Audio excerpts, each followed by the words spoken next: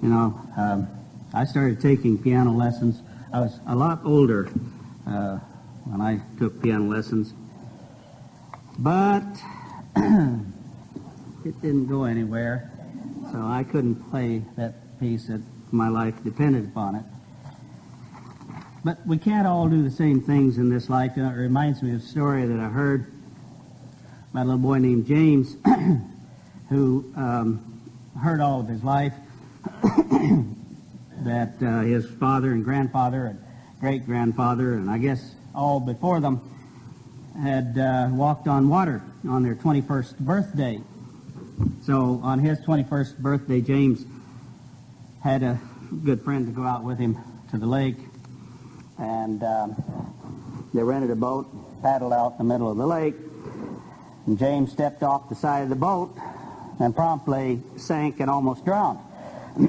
So he was a little bit confused about this, somewhat shamed too, because if his father and grandfather and great-grandfather all walked on water when they were on their 21st birthday, he couldn't understand why he shouldn't and couldn't. So he went and talked to his grandma, and he said, "Why can't I walk on water like my father and his father and his father's father before him?" Well, Grandma was quite elderly, and she was there when all these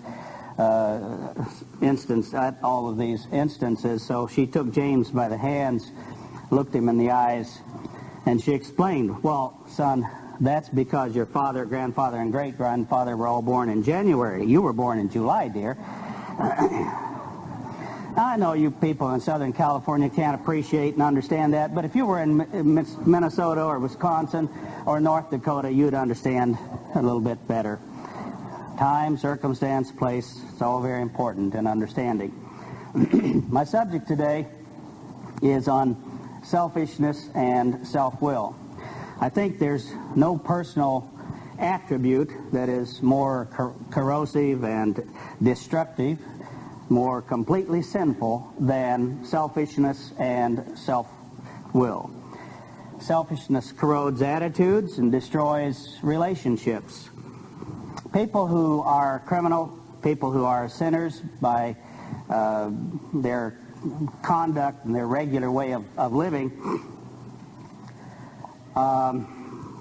and of course the degree to which they are sinful is a manifestation of extreme selfishness. And I think that their selfishness determines the degree of their sinfulness.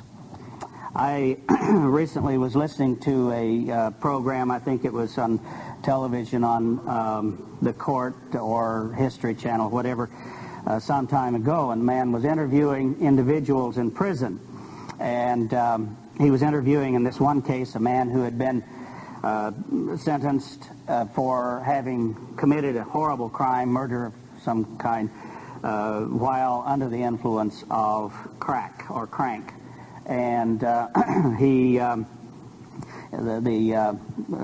reporter was interviewing him and asking him questions about himself and what his life was like and why he did what he did and what he thought about it and so on. And it was very plain that this man had no interest whatsoever in life other than to imbibe something that would make him feel good or to help him to just go into oblivion. He had no interest in changing. He had no interest whatsoever in being productive and a part of what he would probably term straight society. Selfish people and self-willed people are blind. They cannot see themselves, they won't listen to correction, and they will not change until, that is, God deals with them rather forcefully and harshly, perhaps. Selfish people may be very religious, and their blindness and the consequences of their selfishness are as corrosive and as destructive as the non-religious. It just affects society and other people in a different way. The Apostle Paul is normally viewed not as a prophet, but as the apostle of the New Testament who brought a way which is far more loving, caring, and easy to live by than the prophets of old and the patriarchs. But the Apostle Paul said in 2 Timothy chapter 3, beginning in verse 1, and I think this has to be viewed as a prophecy because it is prophetic, or was prophetic, and is definitely being fulfilled in our day. It probably was fulfilled even in the days subsequent to Paul's writing. 2 Timothy chapter 3, verse 1. He wrote, "This know also, that in the last days perilous times shall come, for men shall be lovers of their own selves," that is, self-willed and selfish, "covetous, boasters, proud, blasphemers, disobedient to parents, unthankful, unholy, without natural affection, truce breakers, false accusers, incontinent, fierce, despisers of those that are good, traitors, heady, high-minded, lovers of pleasures more than lovers of God. They may have a form of godliness," he said. Verse 5, "having a form of godliness, but denying the power thereof." In other words, the strength and that which really supports and undergirds righteousness or godliness. "From such," Paul said, "turn away." Then the Apostle Paul said some of the things that pertain and follow people and that spirit and that attitude which is going to be prevalent on the earth at the end of the age, in the last days. This very perilous age. Finally in verse 10, picking up in verse 10. "But you, Timothy," he's writing to Timothy, "you have known fully my doctrine, my manner of life, my purpose, faith, long-suffering, charity, patience, persecutions, afflictions, which came unto me at Antioch, at Iconium, at Lystra, what persecutions I endured, but out of them all the Lord delivered me. Yea," verse 12, "and all that will live godly in Christ Jesus shall suffer persecution. But evil men and seducers shall wax worse and worse, deceiving and being deceived." I think one of the things that marks selfish and self-willed people out as distinct from those who are giving, serving, and loving and caring and truly converted individuals is exactly what Paul has described. In Titus chapter 1, verse 7. In Titus chapter 1, verse 7. Paul wrote, "For a bishop must be blameless as the steward of God, not self-willed, not soon angry, not given to wine, no striker, not given to filthy lucre, but a lover of hospitality, a lover of good men, sober, just, holy, temperate." So one who wishes to be a leader in the church of God, the work of God, has to have those attributes. And that is in contrast to the attributes which are predominant in the world today. In 2 Peter chapter 2, verse 10. 2 Peter chapter 2, verse 10. The Apostle Peter said, picking up the thought about, well, how God had not spared the angels because in the past that sinned but cast them down into hell, and how Sodom and Gomorrah had met destruction from God by his judgment. Verse 9, picking up in 2 Peter 2:9, "But the Lord knows how to deliver the godly out of temptations, and to reserve the unjust unto the day of judgment to be punished. But chiefly them which walk after the flesh in the lust of uncleanness, and despise government, presumptuous, self-willed, they are not afraid to speak evil of authorities or dignities." So we see that there is a very great contrast between those who are going to be delivered from the persecution time, the great tribulation ahead, and those who are not. And I'm not preaching or concerned about, at this moment in this time, the world. I'm thinking and I'm concerned primarily with people of God, in God's church, in the various fellowships of God's church, or scattered abroad at home, wherever they may be. Because many of the manifestations in the church of God today are a manifestation of selfishness and or self-willedness. Individuals who simply cannot or will not submit and will not respect those in authority, past, present, and probably in the future. The Apostle Paul wrote in Romans chapter 7, verse 7, I would not have known sin except the law had shown it to me. Romans chapter 7, verse 7. And he asked the question, is the law sin? God forbid. No, I had not known sin but by the law, for I had not known lust, except the law had said, you shall not covet. Now, there are a lot of people who, in God's church, I should say, historically in the past, who have forsaken God's way because they have decided that the way of God's law was too much of a religion, a yardstick religion. And I have heard this comment even, unfortunately, in recent times.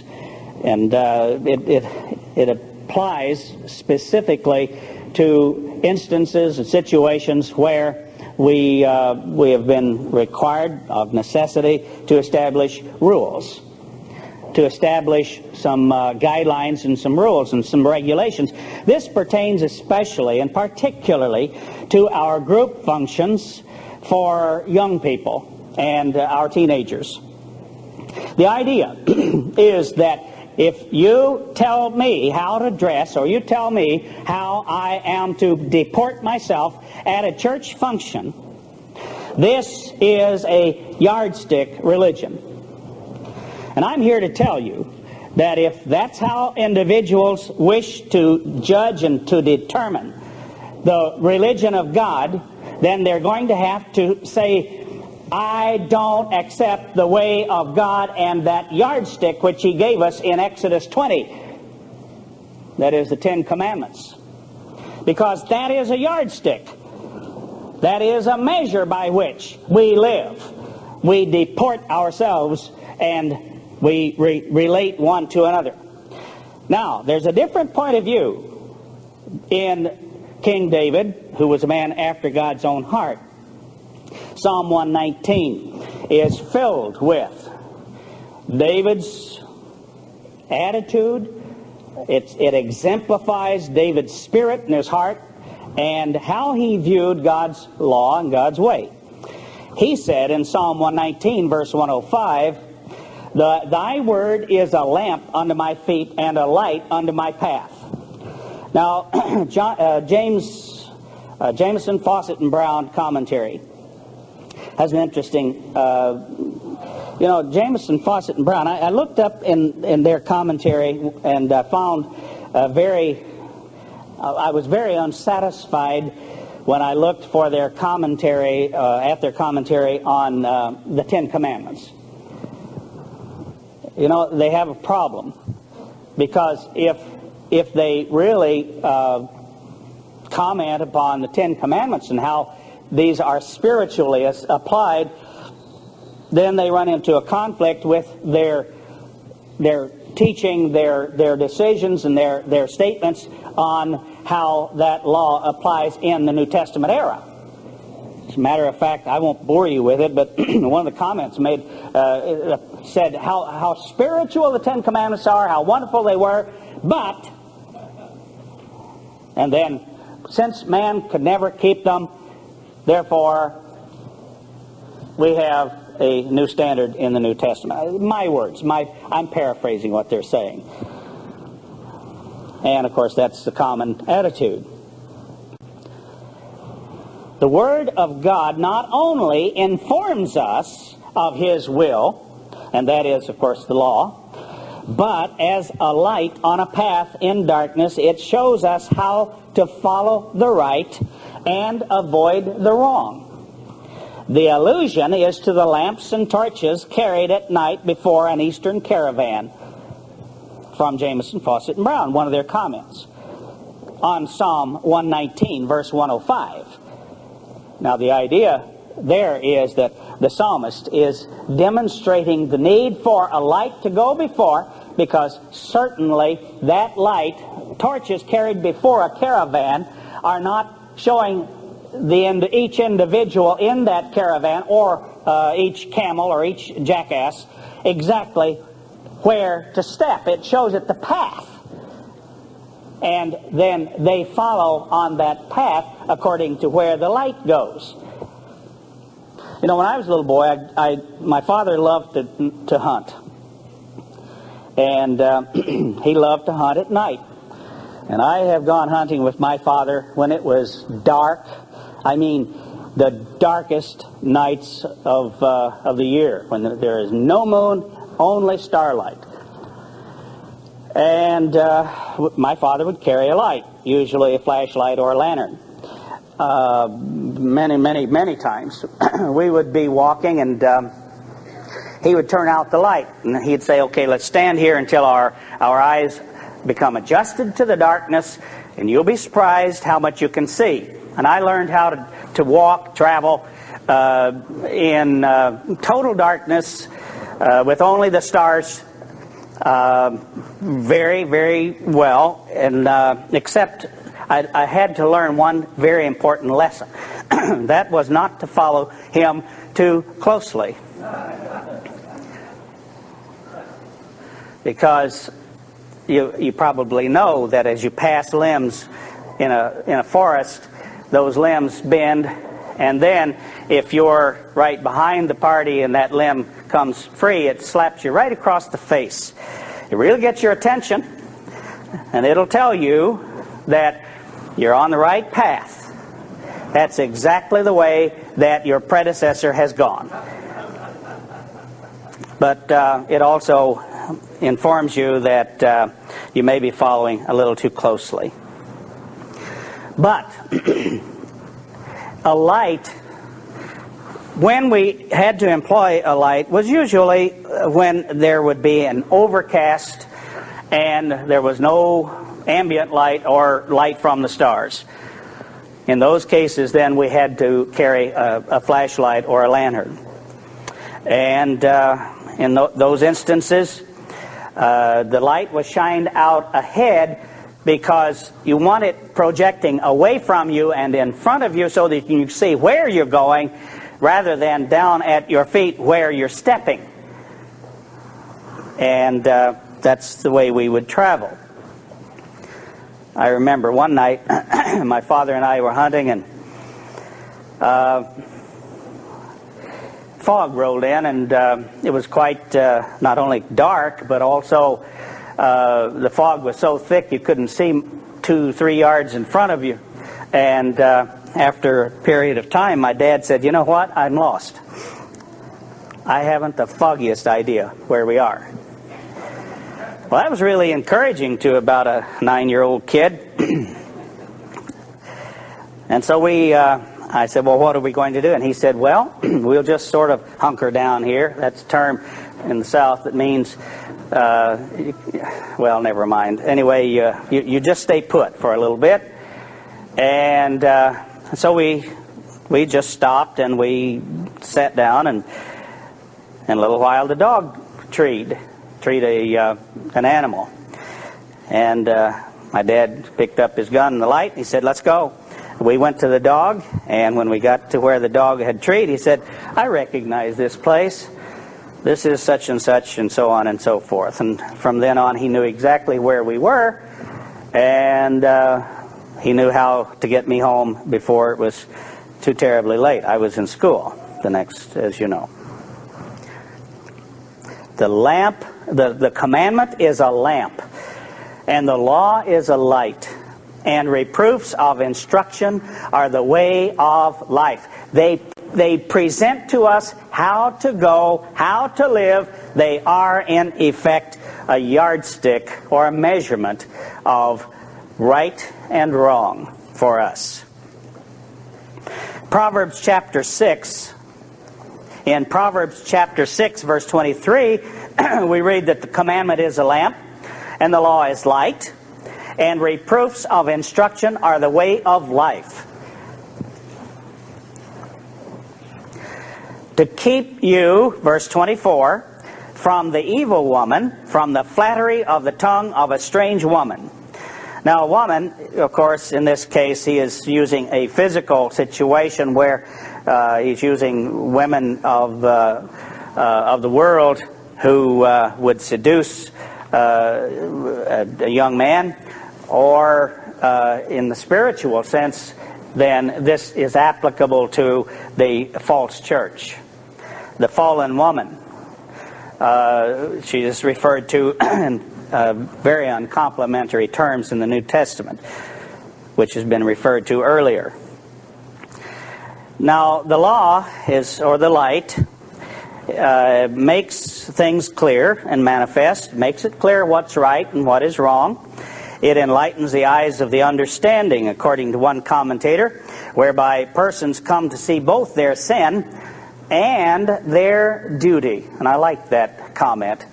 The law lights the way and makes it so that we see both sin and duty. Very, very good concept. And it's a healthy one. And it directs them to avoid the one and do the other. And then there's a reference to Psalm 19, verse 8, which supports this and enhances it. Comment on the phrase, and reproofs of instruction are the way of life.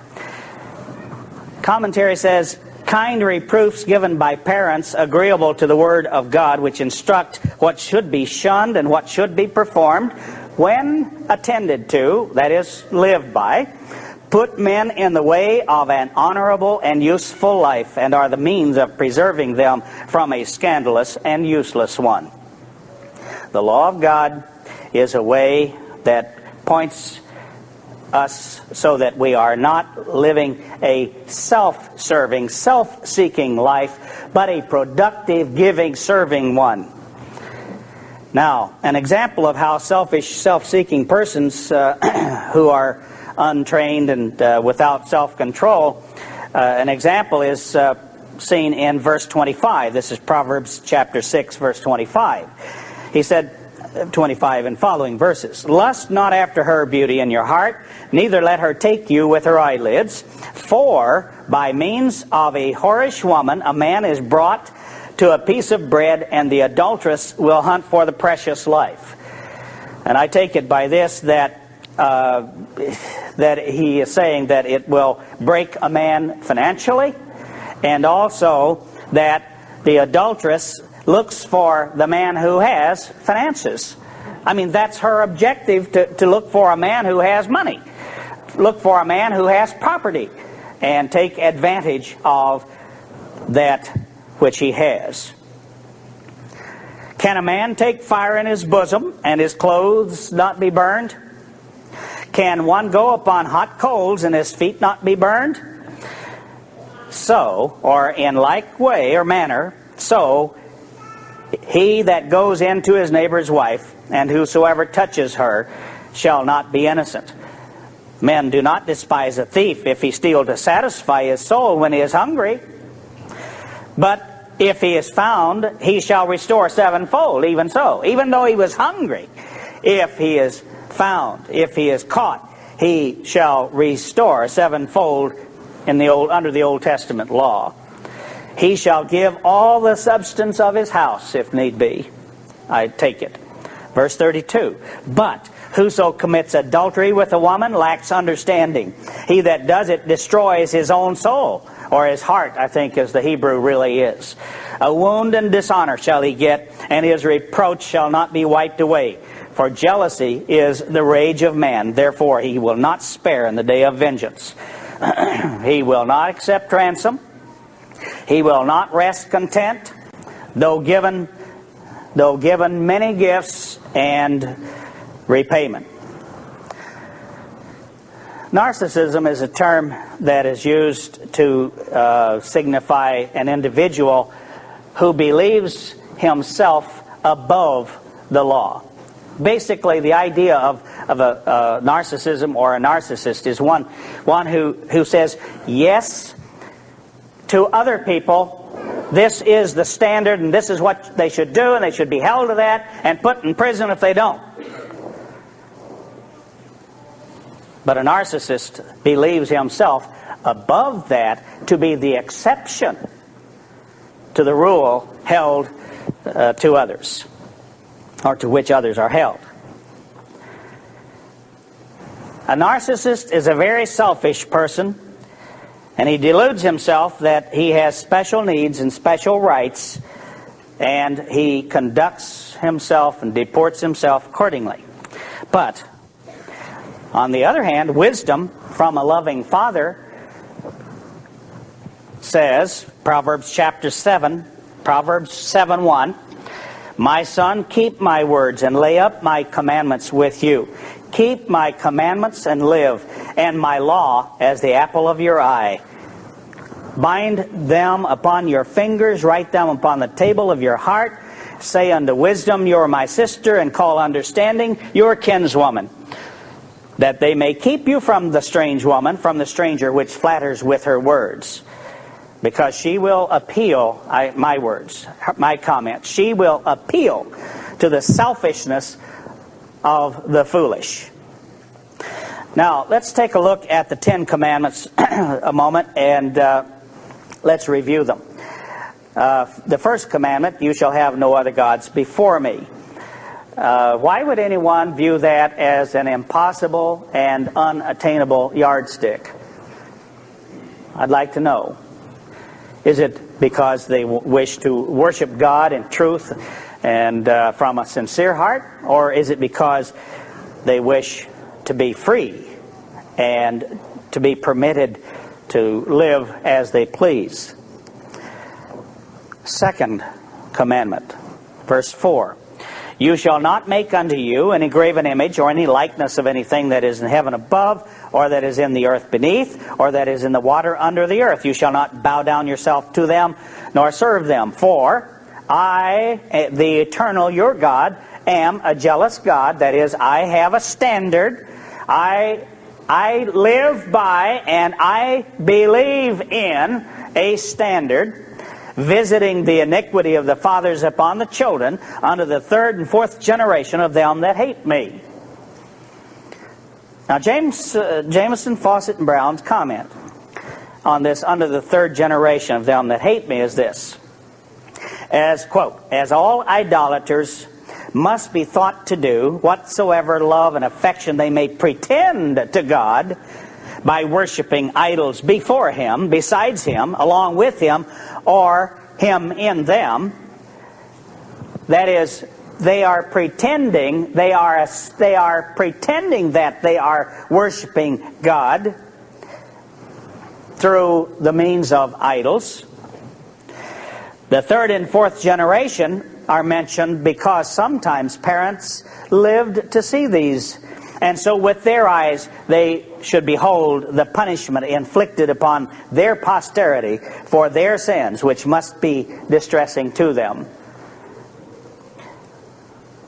I think there is validity, at least in part, to this comment, that idolatry, and we can commit idolatry in so many different ways, by holding to our own opinion, by being self-willed, and by being totally selfish rather than outgoing and loving and caring and God-willed.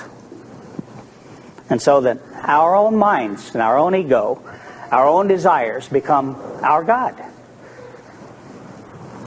And showing mercy unto the thousands of them that love me and keep my commandments. What man or woman does not feel jealous for his or her mate?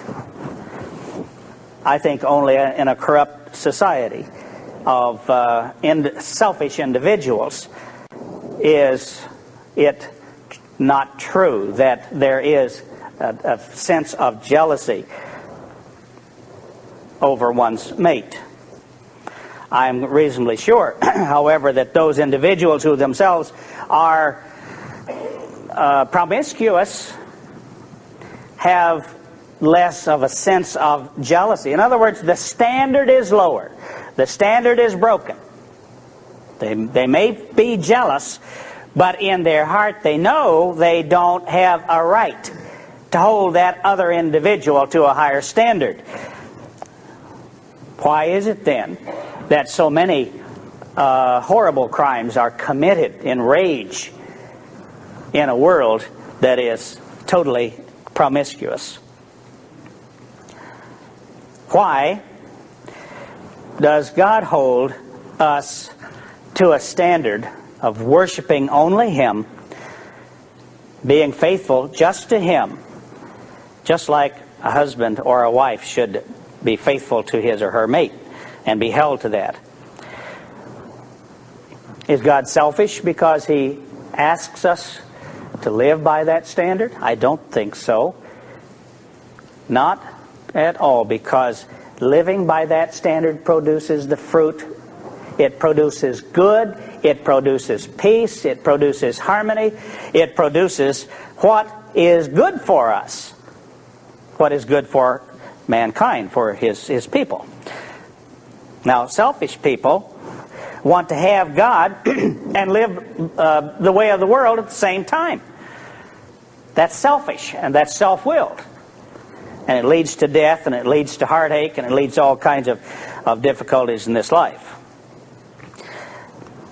The Ten Commandments are or represent the character, the nature, the standard of God.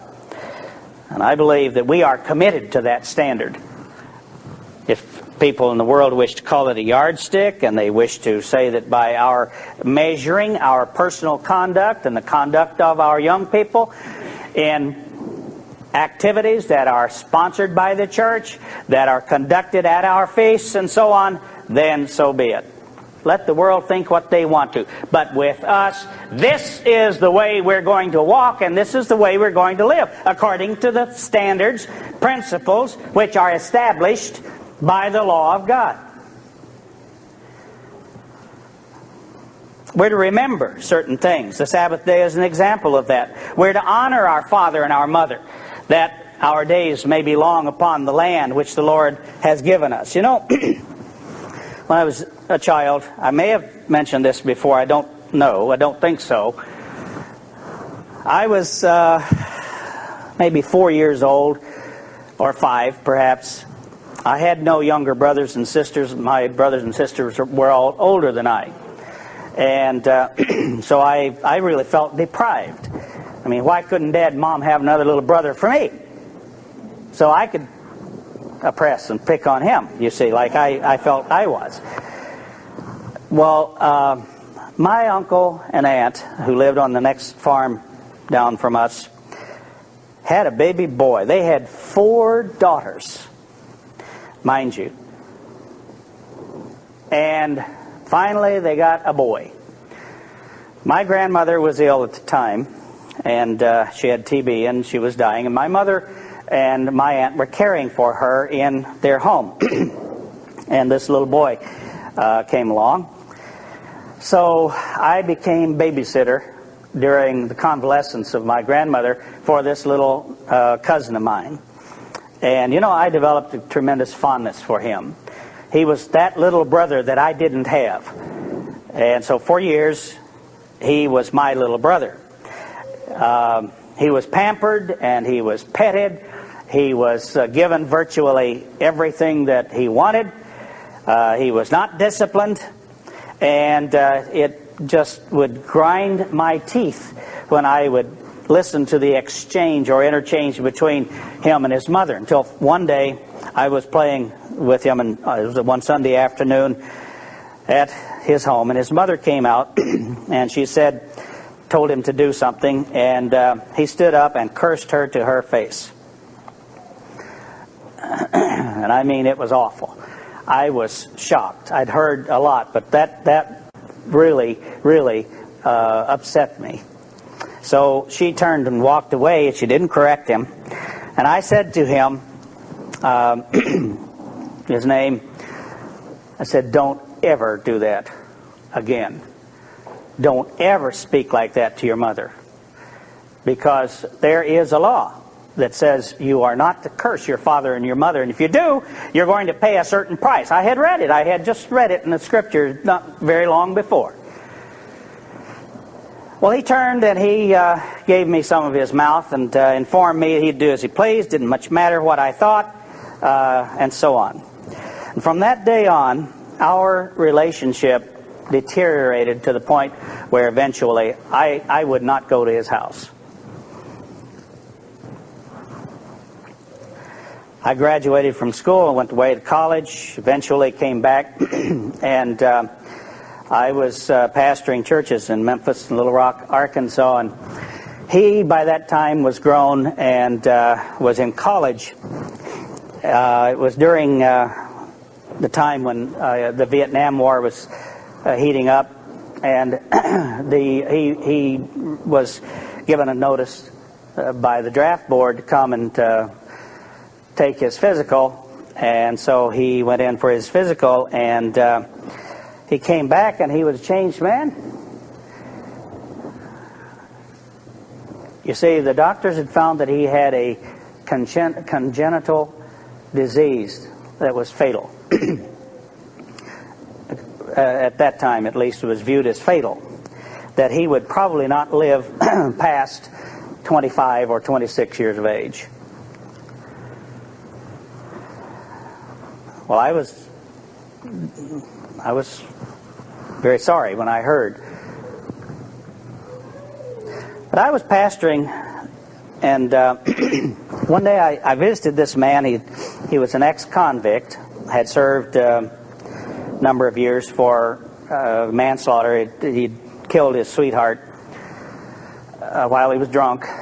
And he had served, I think, 7, 8 years, and whatever his term was. And he'd begun to listen to the broadcast and requested a visit. So I visited him a couple of 3 times and was on the verge of inviting him to church. And finally, I think it was on a Wednesday or Thursday, I invited him to church. He didn't come. The next Sabbath, he didn't come. And he lived right there in town, so I thought, well, wonder what the problem, wonder what happened. My wife and I went away on a trip. I came back, and while I was gone on that trip, my cousin had been driving south of Little Rock, and he had been run off the road by another car, or struck a glancing blow and knocked off the road. His vehicle went into a power pole and it killed him instantly. He didn't even live to be 25. It was as if there was a sentence of death on him that he could not, or did not, would not be avoided. And I was more grieved and shocked when I learned that the party who was driving the other car was the man I had invited to church a couple weeks earlier. Weird. Unbelievable.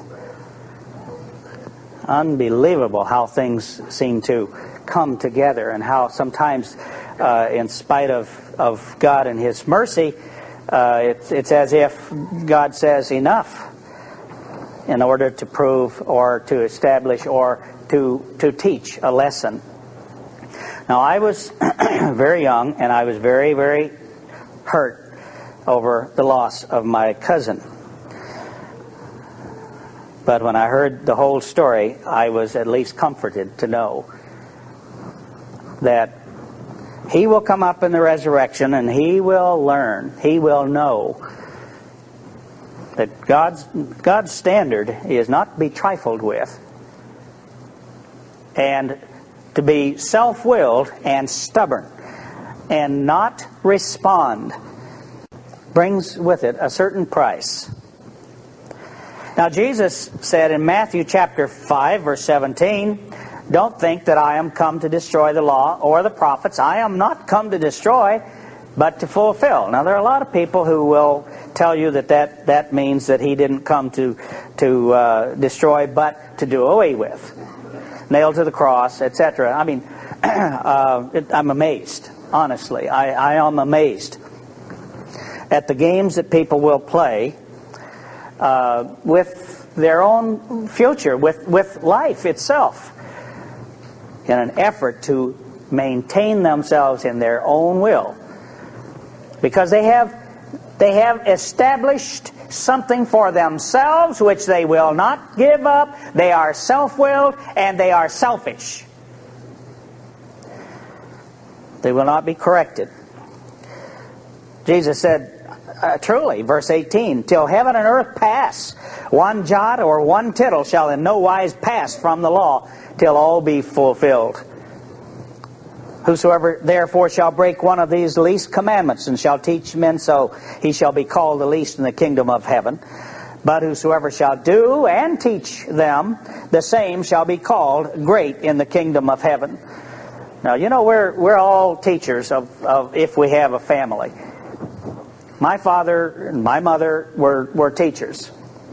They taught us, 8 of us, how to live. They taught us standards. They taught us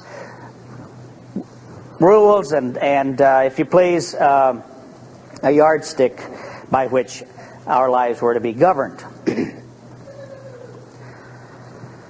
Jesus continued in verse 20, "But I say unto you, that except your righteousness shall exceed the righteousness of the scribes and Pharisees, you shall in no case enter into the kingdom of heaven."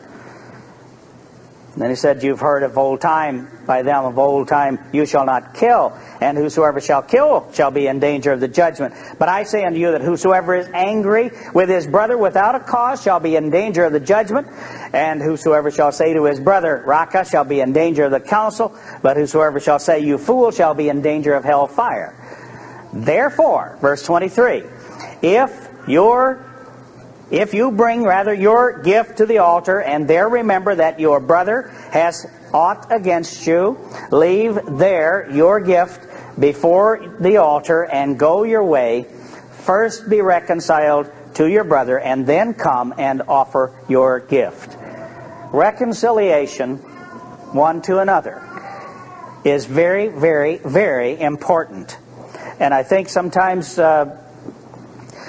we assume that the individual who committed the offense has a responsibility to come to us and to in effect apologize and then go through jump through the hoops. We have no responsibility other than say, "Yeah, go at it." No, we have a responsibility. When a brother who has offended us has repented and comes to us, and in a repentant attitude and a repentant state, we then have a responsibility to reciprocate by forgiving. Proverbs chapter 18. Let's turn back to Proverbs chapter 18, starting in verse 1. "Through desire, a man having separated himself seeks and intermeddles with all wisdom." Through a desire, a man having separated himself, that is, being, some would say, antisocial, self-centered, being unreasonable. The commentary in Jamieson, Fawcett, and Brown says, an antisocial person, in reference to this verse 1, an antisocial person is self-centered, I would say self-willed and self-centered, and unreasonable. He cannot be reached. This verse does not describe someone who is merely unfriendly or unsociable, but one who is an enemy of society. Its message is a warning against being a schismatic. The missionist uses this passage to teach the necessity of not separating from the community because people have responsibilities as social beings. The first line of the verse is difficult and complicated by a textual problem. Instead of reading, "The one who separates himself seeks his own desires or selfish ends," one translator translates it, "seeks his own occasion or his own pretext." Actually, I take it what he is pointing out here is that an individual who becomes exclusive or who wishes to exclude others, either way, is an individual who has a personal problem inside and uses that or this external thing as a pretext for not forgiving, for not responding, for not being willing to bring back the offender. Verse 2. A fool prefers to give his opinion rather than acquire wisdom. Now that's an interesting thought to follow on the first verse. A fool prefers to give his opinion rather than acquire wisdom. One commentator says, he has a closed mind and an open mouth. Love it. By means of antithetical parallelism, we learn what the fool does and does not do. Quote, he finds no pleasure in understanding. Instead of gaining understanding, he loves telling what is on his own mind. He delights in airing his own opinion. To uncover, reveal, betray his own opinion. McCain observes that this kind of person is in love with his own ideas and enjoys spewing them out. This is the kind of person who would ask questions to show how clever he is rather than for the purpose of learning. Proverbs, aren't they beautiful lessons? Aren't they beautiful for us? Because they help us to see ourselves as we probably are seen by God. Philippians chapter 1.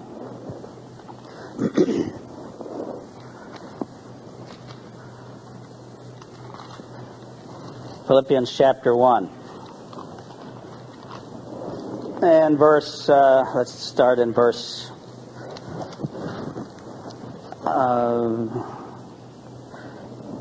well, let's see. Let's start about verse, get the thought, verse 12. Paul said, "But I would you should understand, brethren, that the things which happen unto me have fallen out rather under the furtherance of the gospel." Notice what a nice attitude the Apostle Paul, instead of thinking and turning inward and thinking of himself, turns it outward. This happened to me. All these troubles I've had, all the beatings, all of this is for the furtherance of the gospel.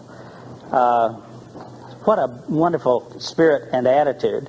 And I think it's the one we need to emulate.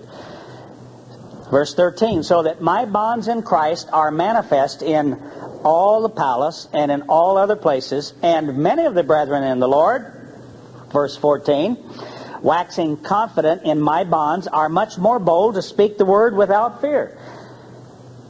A little problem, however, and Paul was not unaware of it, and he did not deny it, but notice how he dealt with it. "Some indeed," verse 15, "preach Christ of contention, not sincerely, supposing to add affliction to my bonds." Now here he's talking about that individual. Well, never mind. Let's go on, because I don't want to get personal about current affairs. But you might know that there are individuals who have that spirit and attitude, probably have in every generation of the church since the days of Paul. But the other, verse 17, of love.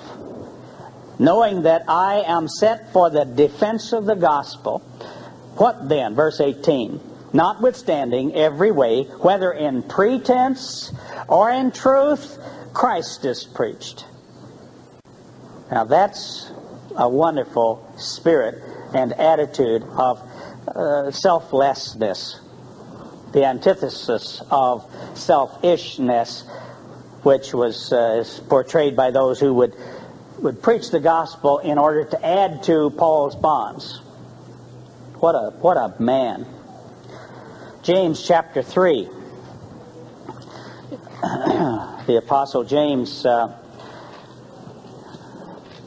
if we start in verse 1, gives a caution here. Brethren, be not many masters or teachers, knowing that we shall receive the greater judgment. It should be, that is, we're held to a certain standard, and masters or teachers are going to be held to a certain standard, knowing that we shall receive the greater condemnation or standard or judgment. For in many things we offend all.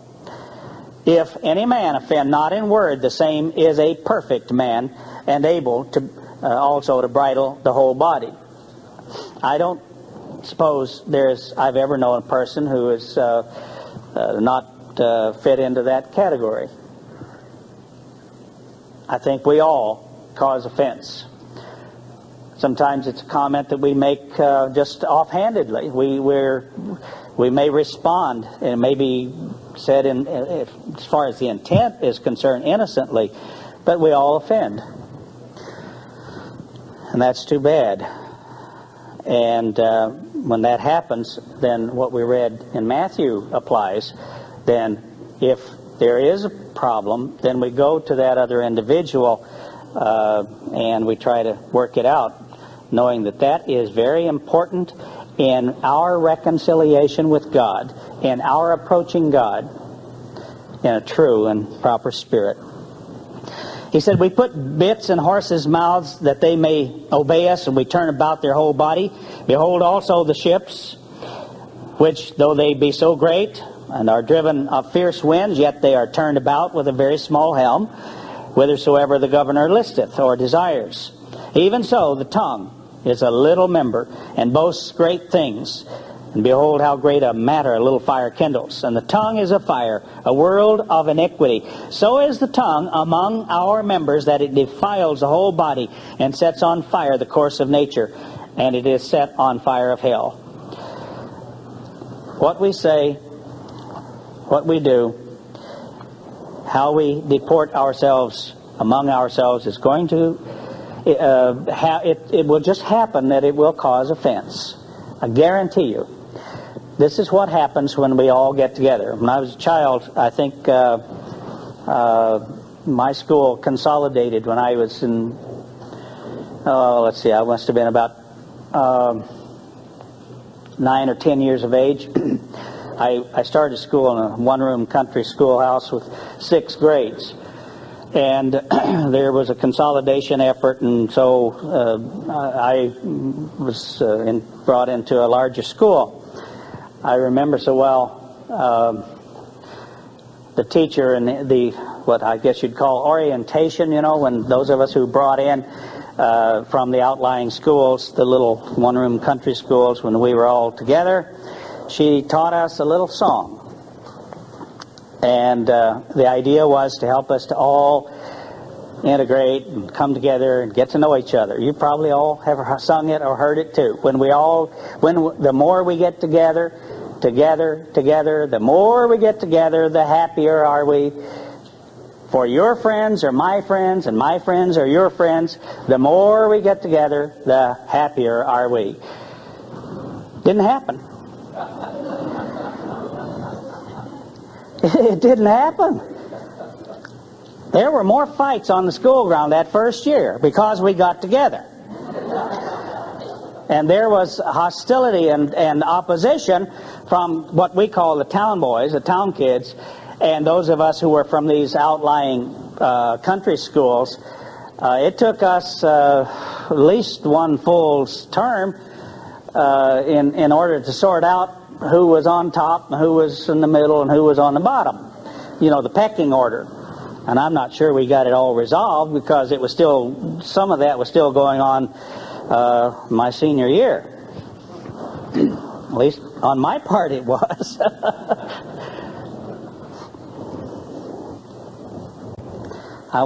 I shouldn't tell you what I mean by that. James chapter 4, verse 1. From whence come wars and fightings among you? That's what I'm talking about. Well, they come they not hence, even of your lust at war in your members? You lust and have not, you kill and desire to have and cannot obtain, you fight in war, and yet you have not because you ask not. And you ask and receive not because you ask amiss, that you may consume it upon your lusts. And so this is what, again, this gets us back to the problem that we have is selfishness, and self-will. We have ideas, we have opinions, we have beliefs of what is right and what is wrong, and how we should deport our lives, or at least how the other guy should deport his. And so therefore, unfortunately, we air those opinions, and we begin to have wars and strife, even within the church. Now, I think if we look at history, we'll see that those little wars that began in little congregations, and this congregation in this area against that congregation in another area, and then different countries and so on, ultimately came to some horrible, grinding inter-church combat and warfare and persecution. And all you have to do is just read church history. You know what I mean. In summary, Scripture says in Jeremiah chapter 17, verse 9, the heart is deceitful above all things and desperately wicked. Who can know it? Who can know it?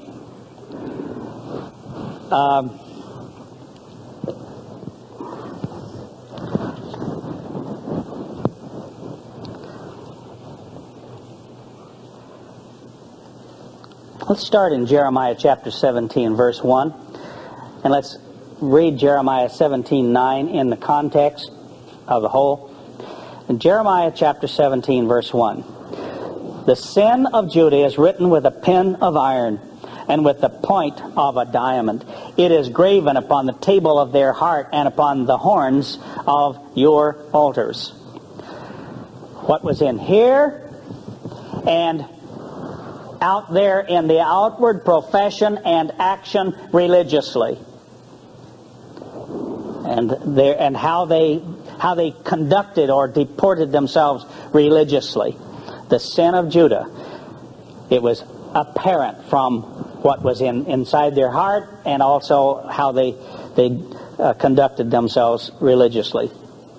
Verse 2, while their children remember their altars and their groves by the green trees upon the high hills, my mountain in the field, I will give thy substance and all your treasures to the spoil, and your high places for sin throughout all your borders. And you even yourself shall discontinue from your heritage that I gave you, and I will cause you to serve your enemies in the land which you know not, for you have kindled a fire in mine anger, which shall burn forever. Thus saith the Lord, cursed be the man that trusts in man, and makes his flesh his arm, and whose heart departs from the eternal. For he shall be like the heath in the desert, and shall not see when good comes, but shall inhabit the parched places in the wilderness, in a salt land, and not inhabited, dried up, shriveled, dead. Blessed is the man that trusts in the eternal, and whose hope the eternal is. For he shall be as a tree planted by the water, and that spreads out her root by the river, and shall not see when heat comes, but her leaf shall be green, and shall not be careful in the year of drought, neither shall cease from yielding fruit. And not being careful in the year of drought means not have to pull back in production, because sustaining and the heart and the stalk of the tree, preserving the life of the tree, but rather just be able to go ahead and produce leaves and fruit. The heart is deceitful above all things and desperately wicked. Who can know it? Question mark. Verse 10. I, the Lord, search the heart. I try the reins, even to give every man according to his ways and according to the fruit of his doings. In other words, what I understand from this is you and I don't know our heart, but He does, and He tests us in order for us to come to know what He knows. And sometimes that's very, very painful, and and sometimes we want to hide our eyes from it. We don't want to see it. We don't want to look at it because it's just too painful. And we have to, if we're not careful, if we're selfish and self-willed, instead of listening when He reveals to us a flaw we have in our character, if we won't listen, then it continues, and He has to show us again and again, because His objective is for us to come to see ourselves as He does, and the objective is, on His part, is to be able to give us rewards. That is His objective, to give us rewards, to give us a position in His kingdom, to use us for all eternity, serving other people and for good.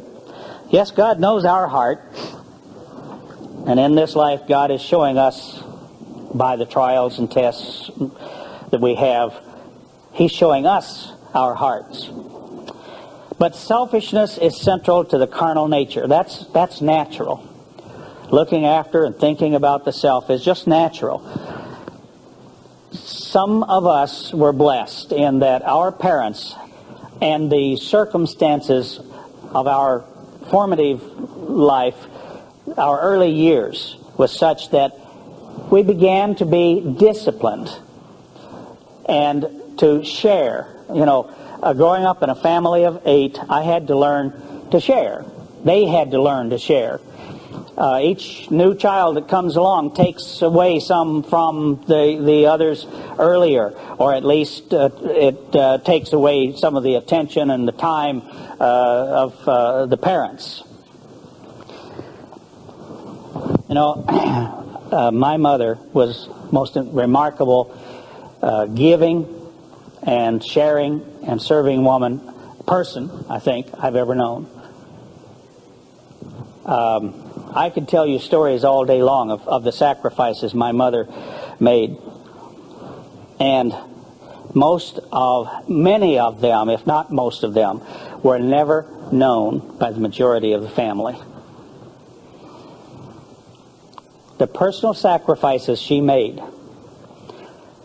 were probably only known to her and perhaps to my father, because we children were oblivious. This is quite likely true in most homes, I suppose. But along with that, she also, because of necessity, taught us to share. When I was a child, probably 12, 13, I had wanted a denim coat. You remember those beautiful Levi denim jackets that I wanted one of those for I don't know how long. I finally got it one fall. I got my beautiful denim coat, and I was so proud of it. I never wore that. I hung it in the closet because it was a little too early for to need it, and I wanted to preserve that coat for later in the fall. It was cotton picking time, and a mile or so down the road, a neighbor's house caught fire while they were picking their cotton. Some little kids were at home and set fire to the house, and it burned down. They lost everything they had. The kids got out, thankfully, But they lost everything. They got nothing out of the house. By the time they got there, it was just too far gone. And so there was a collection for the family, large family. A collection for clothing, to clothe these kids. Guess where my coat went?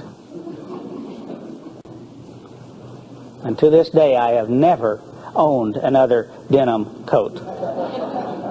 Someday I'm going to buy one. But every time I think of a denim coat, I remember the fire. And I'd hate, like everything, for one of you to have a fire, and I'd have to give you my denim coat a second time. I'm not sure I could live through that. The anguish, the pain of giving away my denim coat a second time would all perhaps just be too much. You know, Christ in Luke's parallel account to Matthew, Matthew 5, 6, and 7, the Beatitudes. Luke's parallel account makes a slight difference that I wonder, and I think it's insightful and perhaps significant for us. I'm going to end with it. In Matthew 5, let's see, what is it? Matthew 5:48, isn't it? It says, "Be ye perfect as your Father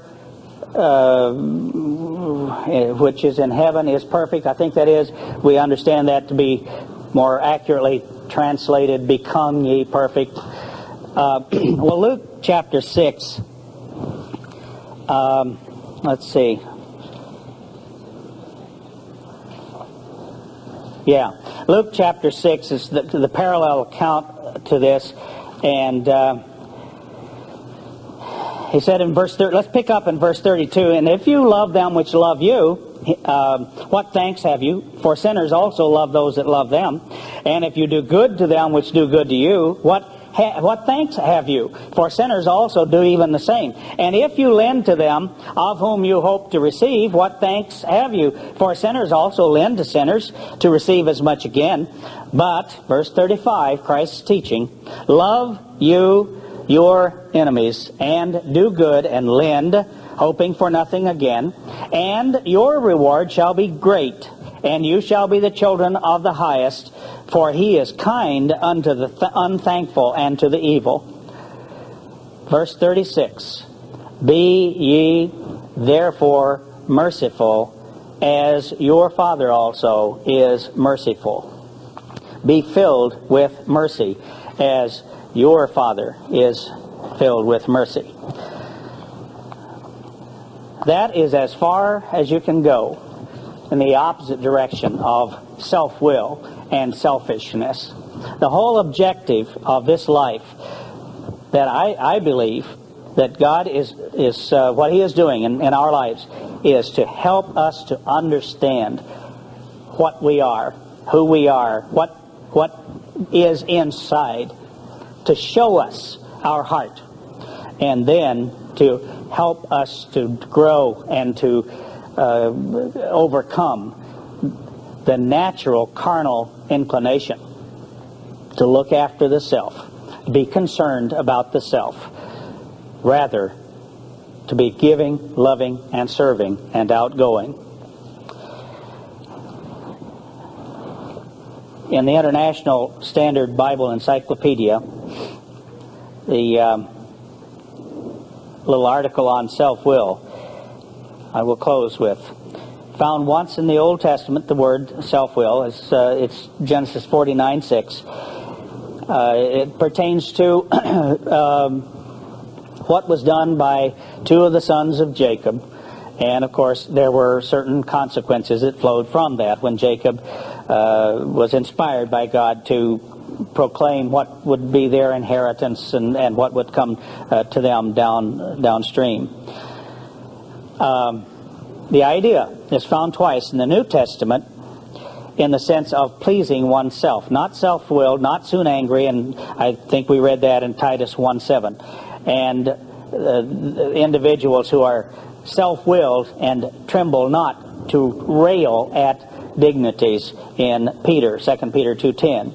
In all these texts, then, comment in the International Standard Bible Encyclopedia, in all these texts, It stands for a false pride, for obstinacy, for a pertinacious adherence to one's will or wish, especially in opposition to the dictates of wisdom or propriety or the wishes of others.